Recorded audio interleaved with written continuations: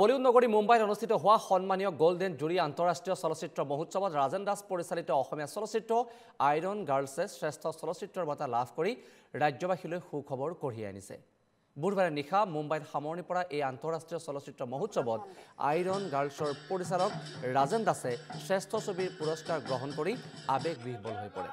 পৰিচালক দাসে এই শ্ৰেষ্ঠ চলচ্চিত্ৰ বঁটা মুম্বাইৰ পৰা শিপাৰ সৈতে সংপৃক্ত লোকশিল্পী পদ্মশ্ৰী দ্ৰোণ ভূঞা আৰু অসমৰ সমূহ ওজাপালি দেওধনী শিল্পীসকলৰ হাতত অৰ্পণ কৰে।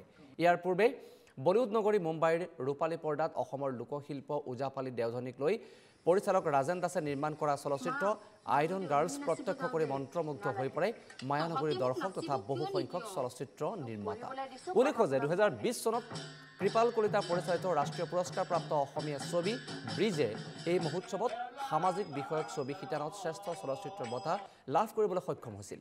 এই বৰ্ষত আন এখন অসমীয়া চলচ্চিত্ৰ আইৰন গাৰ্লছে দেশ বিদেশৰ বহু সংখ্যক চলচ্চিত্ৰক চেৰ পেলাই শ্ৰেষ্ঠ চলচ্চিত্ৰ বঁটা আজৰি আনিবলৈ সক্ষম হৈছে আৰু ইয়াৰ ফলত এতিয়া অসমীয়া চলচ্চিত্ৰ জগতৰ লগতে পৰিচালক ৰাজেন দাসৰ গৃহভূমিত এক আনন্দমুখৰ পৰিৱেশৰ সৃষ্টি হৈছে।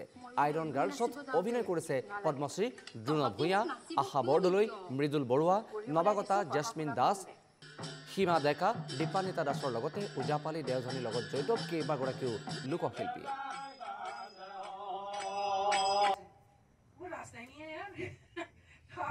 নমস্কাৰ।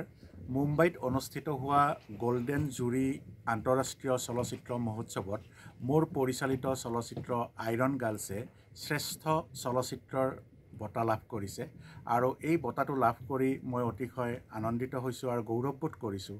আৰু লগতে এই শুভক্ষণত মই সমূহ অসমবাসী ৰাইজক মই ধন্যবাদ আৰু কৃতজ্ঞতা জ্ঞাপন কৰিছোঁ আপোনালোকৰ আশীৰ্বাদৰ কাৰণে।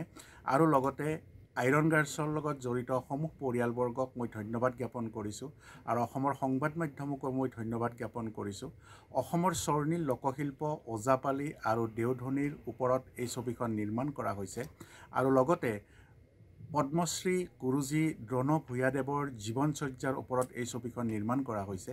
প্ৰকৃততে এই ছবিখন বিশ্বজনীন এক প্ৰসাৰ আৰু প্ৰচাৰ দিয়াৰ কাৰণে মই নিৰ্মাণ কৰিছিলোঁ আৰু মুম্বাইত অনুষ্ঠিত হোৱা এই চলচ্চিত্ৰ মহোৎসৱত মুম্বাইৰ বহুসংখ্যক চলচ্চিত্ৰ নিৰ্মাতা, পৰিচালক, অভিনেতা, অভিনেত্ৰী উপস্থিত আছিল, মুম্বাইৰ দৰ্শক উপস্থিত আছিল আৰু অসমৰ এই স্বৰ্ণীল লোকশিল্প দেখি তেওঁলোকে অসমৰ কাৰণে আচলতে ধন্যবাদ জ্ঞাপন কৰিছে যে অসমত এনেকুৱা এক স্বৰ্ণীল লোকশিল্প আছে আৰু ময়ো গৌৰৱবোধ কৰিছোঁ যে অসমৰ এই স্বৰ্ণীল লোকশিল্পক এক বিশ্বজনীন প্ৰসাৰ আৰু প্ৰচাৰ দিয়াৰ যি চেষ্টা কৰিছিলোঁ তাত সামান্যতম হ'লেও সফল হ'ব পাৰিছোঁ। মই পুনৰবাৰ সকলোকে ধন্যবাদ জ্ঞাপন কৰিছোঁ। অসমৰ এই লোকশিল্প চিৰদিন জীয়াই থাকক। নতুন প্ৰজন্মই এই লোকশিল্পক চৰ্চা কৰিবলৈ, অনুশীলন কৰিবলৈ